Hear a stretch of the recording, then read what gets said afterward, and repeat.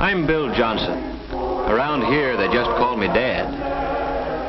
I've been trying to read, but I just can't seem to do it. I keep thinking about today, Thanksgiving Day. We Johnsons had a good Thanksgiving, the best we've ever had. And I can't help thinking that what made it better was a real feeling of thankfulness. And that's odd, too, when you consider the shape things were in when I got home from work yesterday. Kids, Dick and Tommy and Susan, were all home from school. And of course, Mother and the baby were there. As kids will, mine were living tomorrow right along with today, looking forward to Thanksgiving. And like most men, I'm glad it was Mother instead of me who had to break the news to them. Tomorrow's Thanksgiving. Turkey and dressing and pie and cake. And fruit salad and whipped cream and cranberries. Gee, I can hardly wait. Me too. Well, you know, children, we've had a lot of expenses this month, and, well, your father and I thought that... Well, the truth of the matter is, there just won't be any turkey this year. No turkey for Thanksgiving? Oh, I'm going to make a pumpkin pie. We'll have plenty to eat, but, well, we'll just have to get along without turkey. Mom, you don't mean it.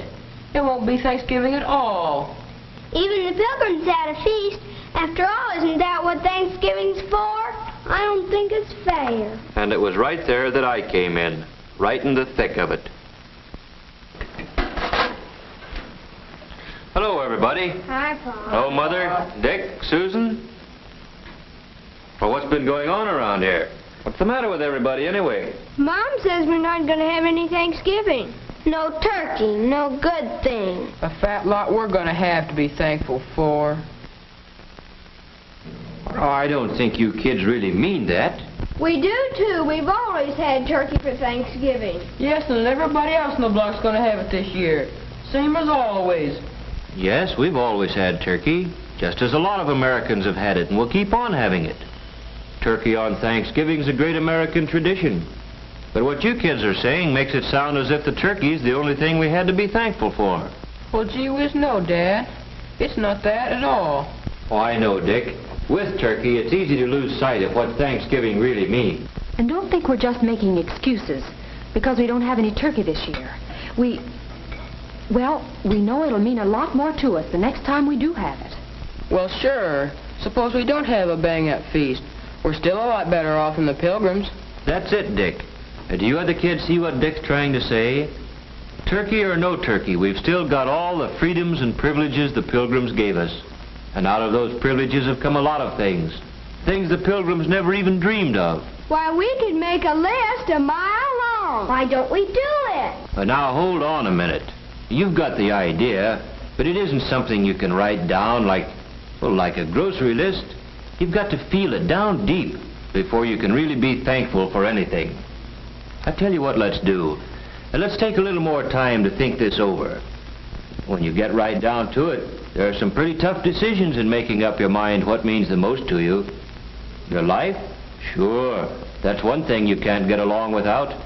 But do you know that there are some places in the world today where you have to get along without just about everything else? Golly, Daddy. I guess I kind of got carried away. But I'll bet you one thing. If we really think over what we have to be thankful for, when we sit down to whatever Mother fixes to eat tomorrow, we'll be one family in America that will really have a Thanksgiving dinner. Well, that's how it got started. The Johnsons didn't have any turkey. And the kids, no, I mean everybody, likes to make something special out of a special day. So we fell back on something as old as the Pilgrims, toting up the common, ordinary blessings that we had to be thankful for. That night, I'd see Dick there building his model airplane, and Susan just playing. Only they weren't just playing. They were mulling things over, thinking big thoughts for such young heads. And as for Mother and Tom and baby Janet, and yes, me too, it was as if we had our eyes open for the first time. Things there were to appreciate in just any ordinary day in America. When we took our places around the table and we were ready. And then, well, we all knew it. There are some things you just can't say. But everybody in his own way knew what he had to be thankful for, and that this was the time to think about it. Tom was first.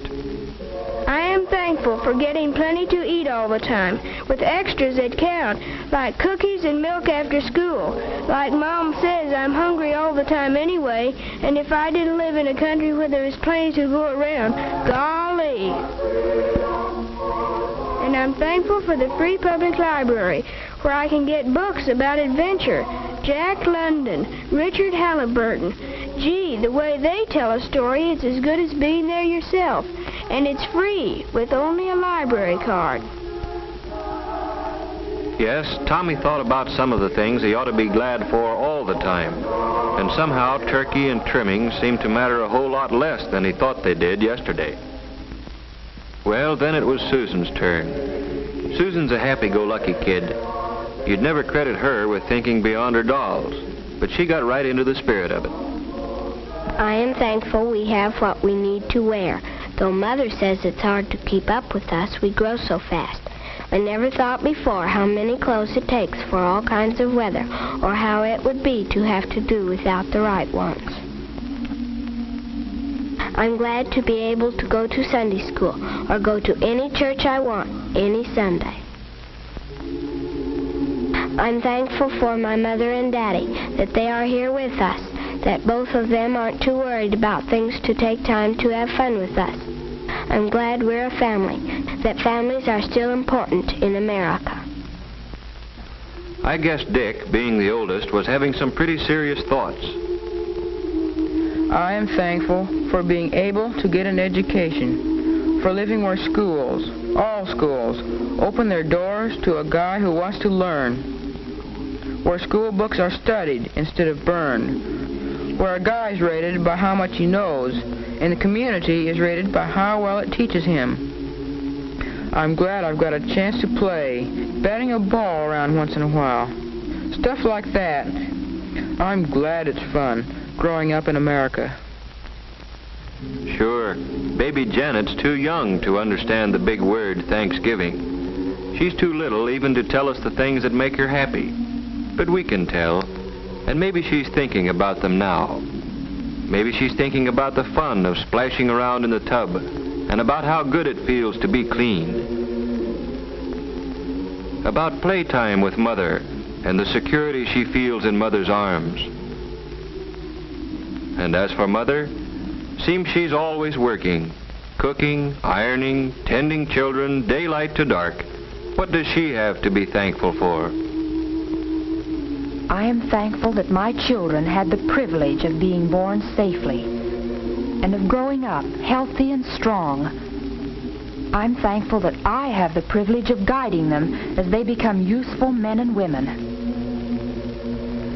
And I'm thankful for all the things our American system makes possible for the Smiths and the Browns and the Johnsons, for washing machines, hot water out of a tap, and a telephone to call the doctor when one of the family is sick. A car to get Dad to work. Yes, I'm thankful for all the things free people working together can produce. I'm thankful that when my neighbor drops in to borrow a cup of flour, we've got the right to talk about anything we want to. The parent-teacher project, the new mayor, or Jane Jones' hat. And last of all, I'm truly thankful for the peace of mind that Dad's job brings, for knowing that even though there are lots of luxuries we can't afford, there still will always be enough to go around for the things we have to have. I'm glad Dad doesn't work slave hours, that there are evenings and Sundays and vacations when we can all be together. That's Mother for you, grateful for what America means to her family. And now for me. I've got so many things to be thankful for. I'm thankful for this house. It may need a coat of paint, it has a mortgage, but it's ours, a place where we can be together in privacy. And I'm thankful for the thing that makes this house our home, the happiness here, Not just today or on Christmas morning, but on a day-to-day basis all through the year. For knowing that a knock on our door means nothing to fear. A friend calling, or maybe a bill collector, or a kid selling magazines. You never know what to expect. But you can count on one thing. It's not going to be some political gangster coming to drag one of us off to jail because we believe in freedom. And I'm glad that that freedom we've got lets me choose the kind of work I like and can do best. Taking a sluggish motor and making it hum again. Makes me feel that somebody got to his work, or wherever he had to go, just because of me. And feeling like that gives me a lot of satisfaction. And I'm thankful for my newspaper. Just a few cents worth of printer's ink and paper, but more valuable than any amount of money. Because in it, the editor's got the privilege of printing what he thinks. And I've got the privilege of agreeing with him or not, however the facts strike me.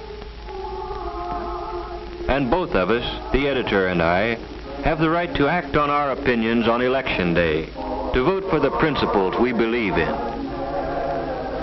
And finally, I'm thankful for being able to believe, in spite of everything, that somehow, someway, the unity we've got here in the Johnson family will someday spread to men and nations throughout the world. For all these things, we are truly and humbly thankful. Amen.